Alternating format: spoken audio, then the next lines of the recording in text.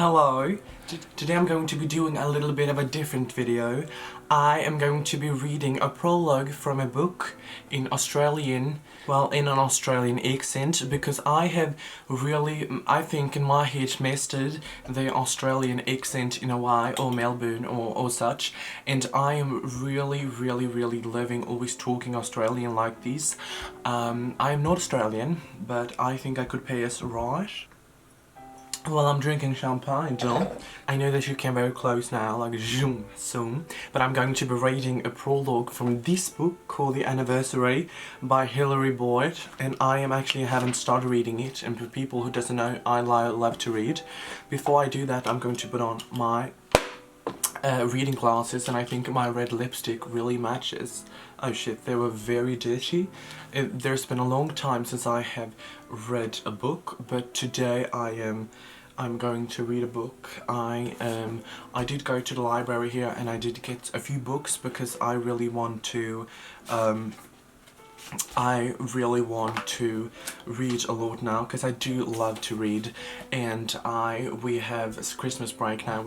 But anyway, before I kind of start reading a bit, I just want to say I love when they have this kind of like just a bit of a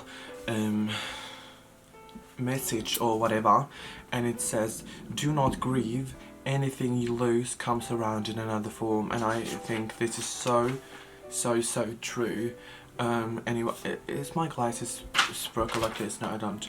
Anyway, let's read the prologue. It's 3 pages, so it's not that long. Prologue, June 1985. It was cold on the beach. A stiff breeze came off the black water. Although it was high summer and the stars were veiled in cloud, the party was over. It was gone 1 in the morning, but a group of hardcore stragglers stubbornly refused to leave the dunes and the dying bonfire. 3 couples still swaying to the music, drifting softly from the speakers, wedged in the sand. "They're playing our song," Jack said, his body pressed to the woman in his arms. But it was not just his arms that held her, it was his heart, his whole being that embraced her in the glow of the bonfire. The sand coiled and sliding beneath their bare feet. He heard her laugh softly. "We haven't got a song, Jack." "We have now." They danced in silence to Lou Reed's half-taking drawl. Their own day is so perfect that the song seems to have been written especially for them. Jack drew back, gazing down at Stella. He couldn't see the color of her beautiful violet eyes in the darkness, but he could see the love in them as he stared back at him. "You're the most beautiful woman in the world, you know," he whispered. Stella looked embarrassed. "My mother told me to be very suspicious of flummery, as she called it, especially from a man." Jack grinned. "It's not flummery, you are." She shook her head self-deprecatingly, but continued to gaze into his eyes. For a moment neither spoke. "I love you, Stella Beatty. Will you marry me? I want to spend the rest of my life with you." He paused. "I'd go down on one knee, but I can let you loose for a second in case you run away." Jack held his breath. He'd been going out with Stella for less than 4 months now, and work on both sides had meant they saw each other infrequently, but he would have proposed to her on the very first day they met, side by side on the flight to Dundee. He was that certain Stella was the woman with whom he wanted to spend the rest of his life.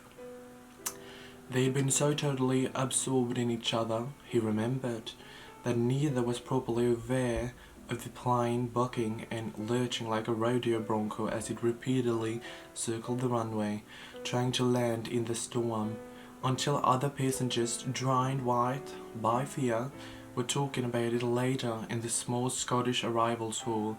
He understood Stella was feisty, independent, and unpredictable.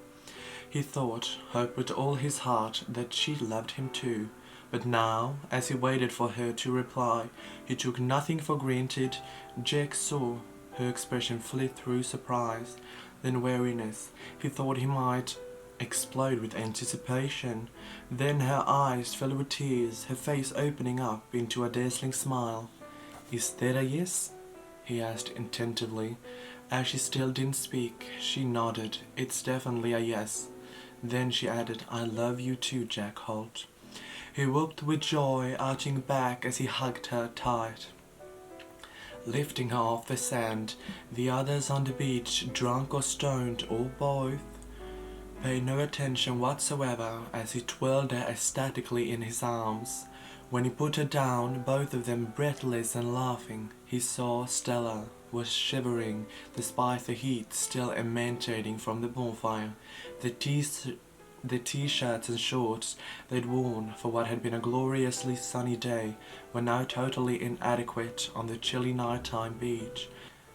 "Let's go home, Jack," she said, her voice bubbling with excitement, as she grabbed his hand in hers and pulled him towards the pit that led through the gap between the colorful beach houses to his car.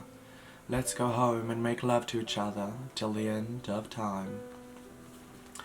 That is the prologue of this book, and I really enjoy reading and such, and I think that this could be a very calming thing to just kind of put on, and well, it's kind of like an audiobook or whatever, but I am really enjoying reading a book like this, and I don't know if I'm going to keep doing this. I don't know if you like it, I don't know if you don't, but I am absolutely going to keep reading this, and with the first chapter here, I will start in the next video that I read this book, which you will absolutely be seeing very soon.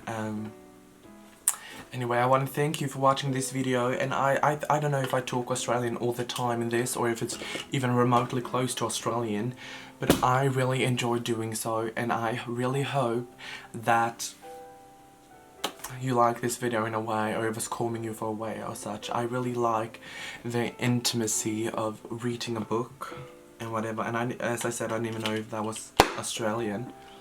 But if it was, or if it was not, I don't care. And if you want me to keep reading in Australian or just plain English, just kind of let me know. Anyway, thank you so much for watching this video.